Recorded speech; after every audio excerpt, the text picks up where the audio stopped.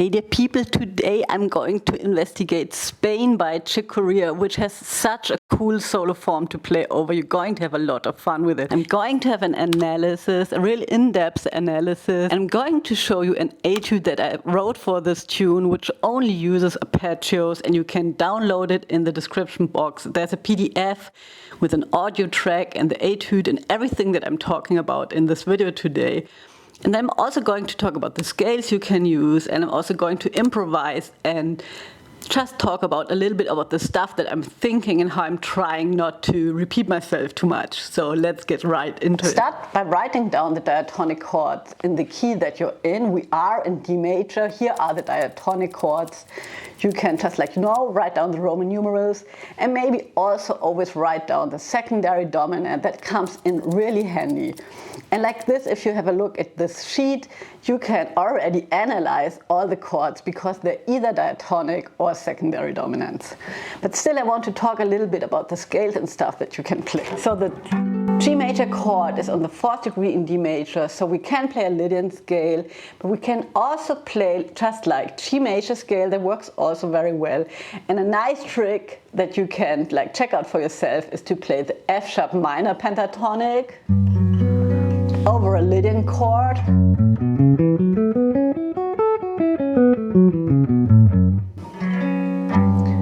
Because that gives you a lot of colorful notes on this chord. The next chord is the F sharp 7. Depending on your lead sheet, sometimes you have a sus chord. Don't be confused, you can just treat this chord like a dominant 7th chord, like the secondary dominant that it is. Sometimes you also have a flat 13, right? But basically that's a 5 going to 6, right? So to B minor. And I really like to have my functional harmony stuff like this, but you can also just forget about the key for a moment, right? And just think, okay, I'm having an F sharp 7 chord that's going to B minor. So that's a 5-1 going to minor. If we have a 5 chord that's going to a minor 1 chord, one of the more obvious choices would be the harmonic minor scale, and in this case the harmonic minor scale of the tonic, the 1 chord, so we can play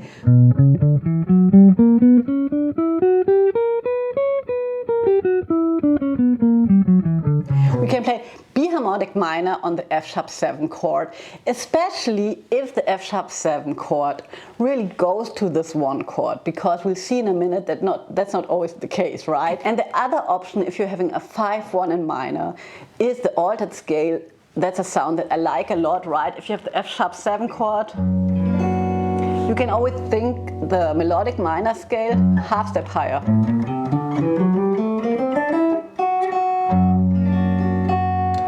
And then you have the altered scale, right? Then it's getting quite easy, right? That's E minor 7, A7, D major. That's our 2-5-1 in D major. And then we have the 4 chord again.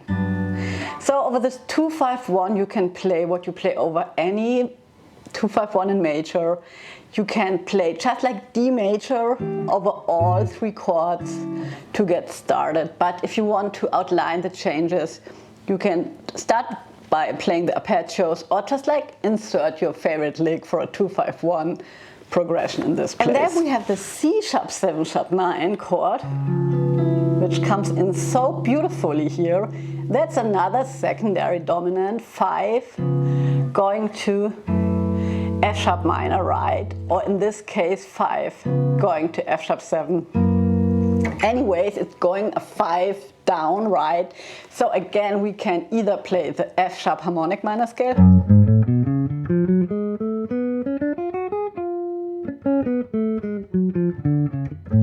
or again just the D melodic minor scale, a half tone higher. This works very well in this setting here. Then we have the F sharp 7 again. You can use the altered scale again, or the harmonic minor, the B harmonic minor scale.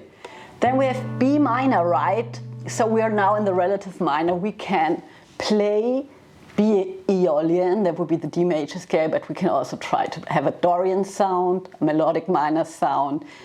Minor has many ways to express itself, especially if it's the minor chord on the 6th degree. And then we have the B7 leading to E minor, except it's not going to E minor, but it could go to E minor, so in this way we know we can use the E harmonic minor scale or the C melodic minor scale. But then the song repeats and it doesn't even go there. The B minor 7 goes to the G major, but the G major and the E minor are really closely connected. So it sort of resolves in a nice way as well. And the scale that Chick Corea uses on the F#7 is the halftone whole tone scale, which is a cool scale. It has 8 notes, it's symmetrical, and that also means every pattern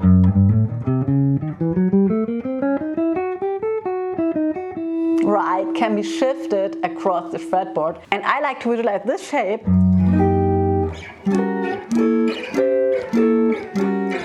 and then I sort of drag the pattern, the scale pattern,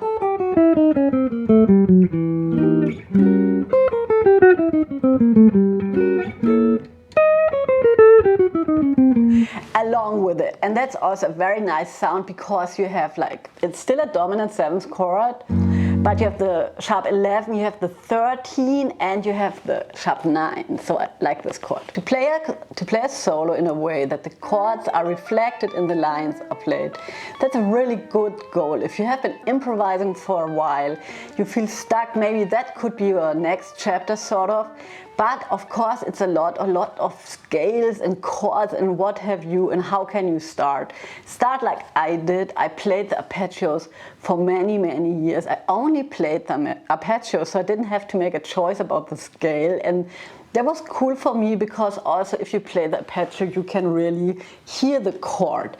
And I wrote down an etude that you can also play if you want to, just to hear how they would sound, right? So there are always different levels to each step of our guitar journey, and if it's too hard you can just write down your own etudes or buy etudes from other people like me. And anyways, but if you play the right notes over the chords in an etude, that also trains your ears already. So let me play this etude for you.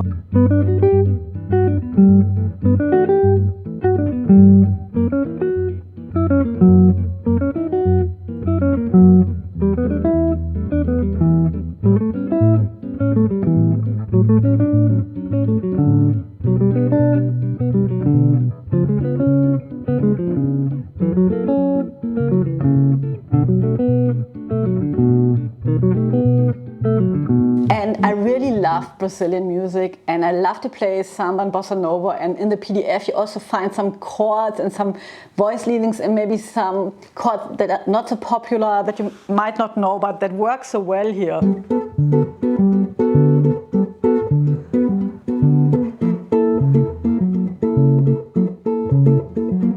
Right, so I would always start with the accompaniment. If you're learning a new tune, right, play the chords, get a grooving track on your looper, right, and then play over your looper.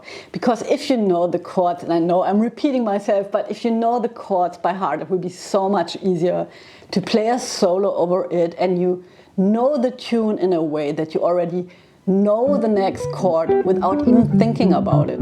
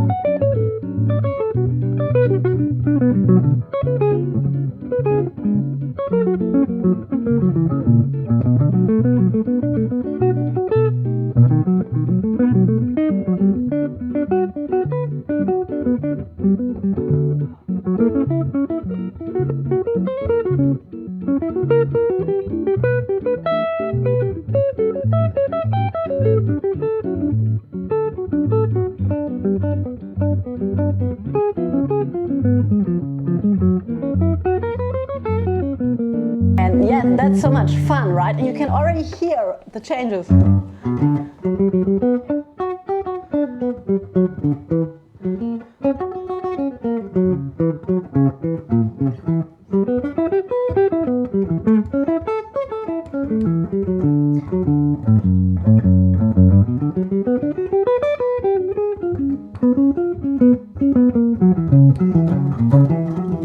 Idea is just like play the arpeggios, play a solo with arpeggios, and record your solo on the looper, and then play the chords to your solo. That's a nice exercise as well. So I'm always just trying to develop a motive. If I have an idea, I try to follow it.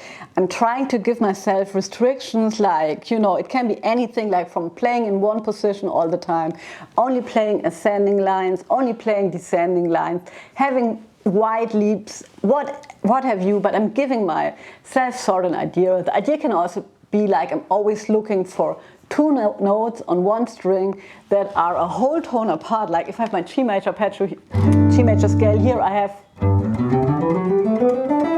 have whole tone steps between notes here, right? And then I can just, you know, Pablo Held calls this the Tetris concept, right? So I have a shape that I'm looking for on all the chords. I want to demonstrate that as a last thing for today.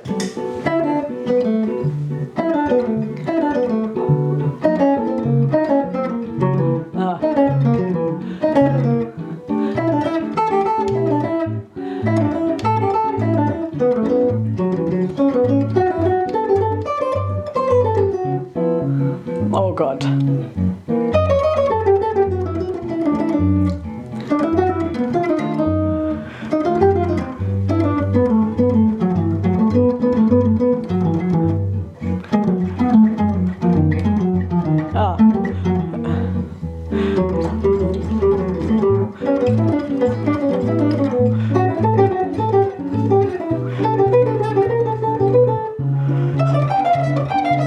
Oh God.